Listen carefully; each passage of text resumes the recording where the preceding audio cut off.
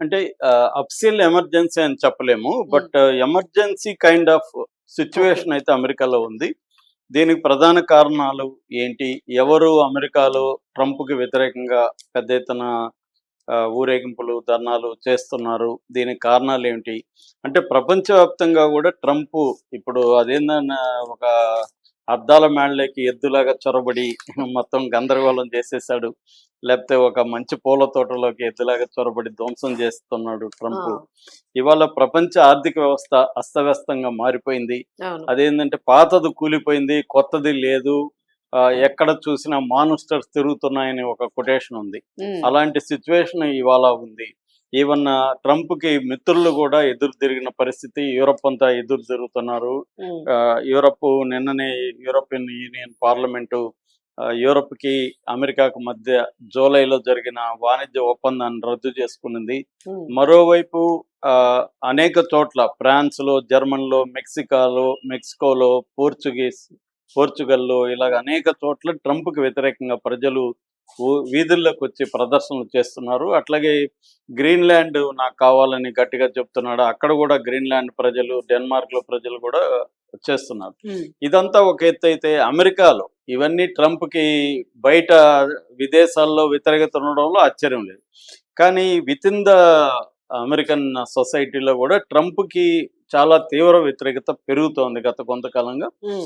లేటెస్ట్‌గా emergency situation ఉందని వార్తలు రావడానికి ప్రధాన కారణం ఏందంటే, లేటెస్ట్‌గా ఇటు న్యూయార్క్‌లో, లాస్ ఏంజలస్‌లో, డీసీలో, అట్లాంటాలో ఇలాంటి అనేక చోట్ల ఫ్రీ అమెరికా వాకౌట్ అనే ఒక ప్రోగ్రామ్‌తో పెద్ద ఎత్తున మిలియన్ల కొద్దీ పాల్గొన్నారు. వీధుల్లోకొచ్చి ప్రదర్శనలు చేశారు. హ్మ్. మామూలుగా మనకు ట్రంప్ ఫస్ట్ పీరియడ్‌లో గూడా 2016 నుంచి ఉన్న పీరియడ్‌లో గూడా 20 వరకు ఉన్న పీరియడ్‌లో గూడా 4588 ట్రంప్ వ్యతిరేక ప్రదర్శనలు జరిగాయి ఆ హ్మ్. పీరియడ్‌లో.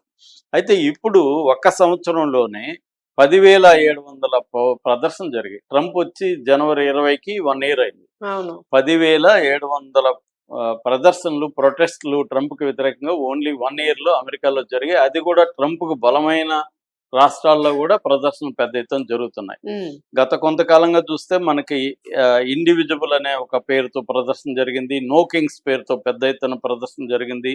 మేడ్ ఏ స్ట్రాంగ్ అనే పేరుతో జరిగింది. లేటెస్ట్‌గా ఫ్రీ అమెరికా వాకౌట్ అని అనేక సెక్షన్స్ ఆఫ్ పీపుల్ చిన్న స్మాల్ స్కేల్ బిజినెస్ కావచ్చు, కాలేజెస్, యూనివర్సిటీ నుంచి కావచ్చు, హ్మ్. వర్కర్స్ కావచ్చు, అనేక చోట్ల మేధావులు కావచ్చు, అందరూ గూడా వీధుల్లోకి వచ్చి ప్రదర్శన చేస్తున్నారు. ఈ ప్రదర్శనలో దేనికి చేస్తున్నారంటే, ఒకటి అథారిటేరియన్ బిహేవియర్. ట్రంప్ ఎవరిని కేర్ చేయట్లేదు.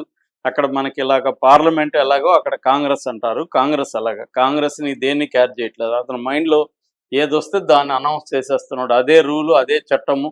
హ్మ్. అసలు చట్టాలున్నాయా? వీళ్ళంతా ఎందుకు ఎంచుకున్నారు? ఏం అర్థం కాదు. మొన్నటి వరకు డెమోక్రసీ అంటే గప్పాలు కొట్టేవాళ్ళు. American democracy, American democracy. అసలు అమెరికాలో డెమోక్రసీ ఉందా? హ్మ్. ట్రంప్ ఏమనుకుంటే అది. అవును. ఆయన ఎగ్జిక్యూటివ్ వచ్చిన అరగంటలోనే కొన్ని వందల ఎగ్జిక్యూటివ్ ఆర్డర్‌ల మీద సంతకాలు పెట్టేశాడు. హ్మ్. మరి వాటికి ఇప్పుడు మనం ఏదన్నా ఒక నిర్ణయాలు తీసుకోవాలి, అనౌన్స్ చేయాలంటే ఇక్కడ అనేక వ్యతిరేకతలుంటాయి. ఆహ్, అసెంబ్లీలో పెట్టాలి, బిల్లు చేయాలి, మళ్ళీ గవర్నర్ చాలా సంతకాలు ప్రాసెస్ చేయాలి. ఉంటుంది మొత్తం. ఇవన్నీ చేస్తే గాని బిల్లులు రావు మనకిక్కడ. అవును. అక్కడ ఏం లేదు. అతను ఇలా సంతకం చేస్తున్నాడు, అయిపోయింది. అయిపోతుంది. సైన్యం వెళ్ళిపోతుంది. ట్రంప్ వచ్చినాక ఈ 1 ఇయర్‌లో చాలా మంది షాకింగ్‌గా ఉంటది ఈ సంఖ్య చెప్తే. 622 డ్రోన్ అటాక్స్, ఎయిర్ స్ట్రైక్స్ జరిగాయి ప్రపంచవ్యాప్తంగా. అమెరికా చేసింది. ఇవి గాకుండా సముద్రంలో విపరీతంగా ట్రంపు ఒక మాఫియా లాగా ఏర్పడి, గస్తీగా ఉండి, ఆయిల్ ఎవరన్నా తీసుకెళ్తే వాళ్ళ మీద అటాక్ చేసి చంపడాలు ఇవన్నీ పెద్ద ఎత్తున జరుగుతా ఉన్నాయి. హ్మ్. ఇది కాకుండా మనం చూసాం ఇరాన్ మీద అటాక్ చేసి ఉత్తపుణ్యానికే అవును. ఇరాన్ చర్చలకు వెళ్తా ఉంది. చర్చలు నడుస్తా ఉన్నాయి. ఉత్తపుణ్యానికే సడెన్‌గా వచ్చి ఇరాన్ మీద ఇది చేయడం, ఇరాన్ మీదకి ఇజ్రాయెల్‌ని ఎగదోలి యుద్ధం చేయించడం, వేల హ్మ్. మందిని చంపించడం. తర్వాత ఇరాన్ చుట్టుపక్కల అంటే ఇజ్రాయెల్ చుట్టుపక్కల ఉండే ఇరాన్ యాక్సిస్ ఆఫ్ రెసిస్టెన్స్ అంటారు. ఇటు హ్మ్. యెమెన్ గావచ్చు, లెబనాన్ గావచ్చు, సిరియా గావచ్చు, ఇలాంటి అనేక దేశాల్లో గూడా అమెరికా దాడులు జరపడం అనేది మనం చూస్తున్నాం. హ్మ్. అంటే ట్రంప్ వచ్చిన ఇక గాజా అయితే దాదాపు 70,000 మంది ప్రజల్ని అత్యంత అవును. దారుణంగా మానవ మారణ హోమం, జెనోసైడ్ అది. హిట్లర్ తర్వాత ఆ స్థాయిలో జెనోసైడ్ ఏదైనా ఉంటే గాజాలో, అందులో దాదాపు 25-30 వేల మంది పిల్లలు ఉన్నారు. ఉమ్, సో ఆ స్థాయిలో జరుగుతూ ఉంటే కూడా ట్రంప్ చేయలేదు.